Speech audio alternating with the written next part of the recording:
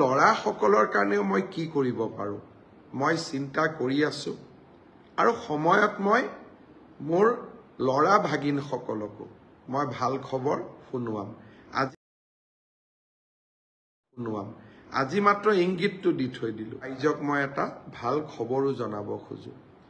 অহা 16 আগষ্টৰ পৰা আমি অসমৰ মহাবিদ্যালয় উচ্চতৰ মাধ্যমিক বিদ্যালয় আৰু বিশ্ববিদ্যালয়সমূহত নিযুত মইনাৰ পপত্ৰ বিতৰণৰ কাম আৰম্ভ কৰিম সকলো কলেজত এইবাৰ নামভৰ্তি কৰা ছাত্ৰীসকলে বিনামূলীয়া পপত্ৰ পাব এই পপত্ৰসমূহ পূৰণ কৰি তেওঁলোকে আমাক 10 বা 12 ছেপ্টেম্বৰৰ ভিতৰত পপত্ৰসমূহ উভতাই দিব মোৰ মনত ইচ্ছা আছে যে নিযুত মইনা আঁচনিখনৰ প্ৰথম ধন আমি যাতে 1 অক্টোবৰত ৰাইজৰ এক ছোৱালীসকলৰ আমাৰ কন্যা সন্তানসকলৰ একাউণ্টলৈ আমি পঠাব পাৰোঁ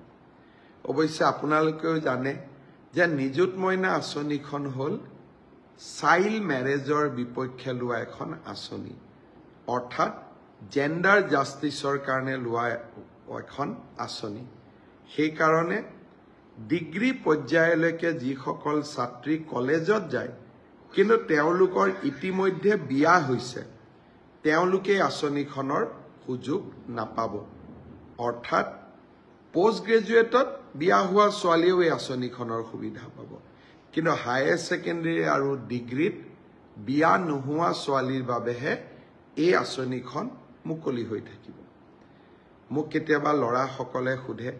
যে মামা আমাৰ কাৰণে একো আঁচনি নাই নেকি চাইল্ড মেৰেজৰ বিপক্ষে লোৱা আঁচনি এখনত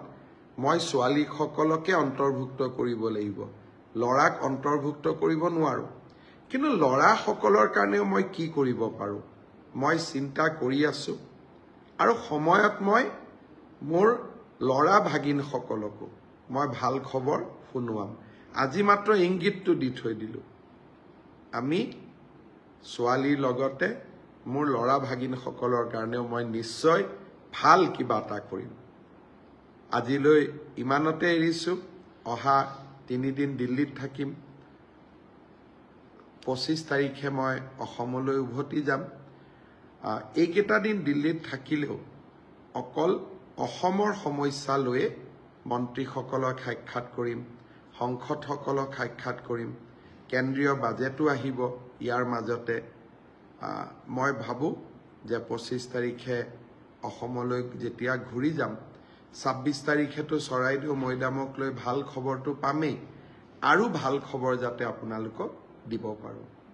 বহুত বহুত ধন্যবাদ আকৌ লগ পাম